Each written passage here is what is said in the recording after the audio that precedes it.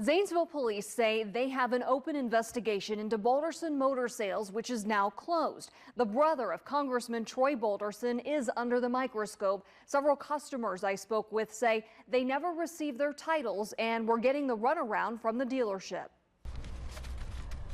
So this is like the golden ticket for you. This right here is the golden ticket. Jess Kane didn't win a prize, but it may have felt that way back in July. I was like, yes, finally. Kane received the title for her Jeep Liberty with help from the Ohio Attorney General's office 8 months after she bought it from Balderson Motor Sales in Zanesville. I spent a lot of money on it, thinking that I was going to be okay.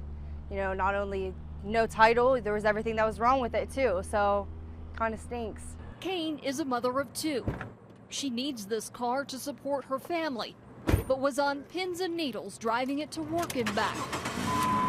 Kane says the dealership gave her 2 temporary tags and then expired dealer plates as she questioned the whereabouts of her title. I had to miss work a few times because I couldn't drive without one. She says she couldn't believe the answer she finally got. Like, well, we're going to be honest. There's a lien against your car now. I said, what? Zanesville Police Detective Tom Porter says he has an open investigation into Balderson Motor Sales, specifically Thomas Balderson, Congressman Troy Balderson's brother. Detective Porter says he's investigating money theft ranging from $600 to $30,000 to deception of titles. Porter says there's no connection to Troy in the case. And I'm thinking, what does he think about all this, Congressman Balderson sent 6 on Your Side investigates a statement. He writes that he turned over operational control of the family business to his brother in 2008 upon election to the Ohio State Legislature. Troy says the business went through a tough period after he left, like other small businesses did back then. He writes that he understands his brother has other issues he is dealing with and fully support a thorough investigation by the Attorney General.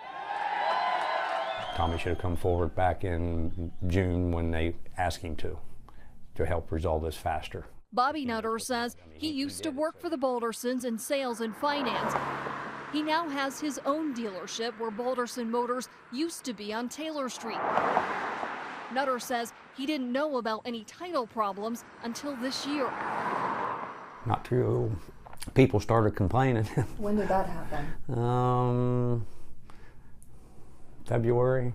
20 people have filed complaints with the AG's office against Balderson Motor Sales, most about not getting their titles. You tend to think that you're at risk when you're buying from an individual, but when you actually go to a legitimate car lot and buy it and this happens, it's kind of like a kick in your face. Karma Ross says she worked at Balderson's in the late 90s and bought other cars from them without problems until she purchased this truck in January 2016. It sits here. She can't drive it. She still doesn't have a title more than 2 years later. I am in sort of car limbo right now. I cannot sell the truck. I cannot technically insure the truck because it's not even titled into my name. It's titled in Balderson Motor Sales. And I don't even think legally I can drive the truck. And we've been working with them constantly. Nutter tells 6 on Your Side investigates he was subpoenaed by the Attorney General's office and in July testified about each Balderson title issue in question.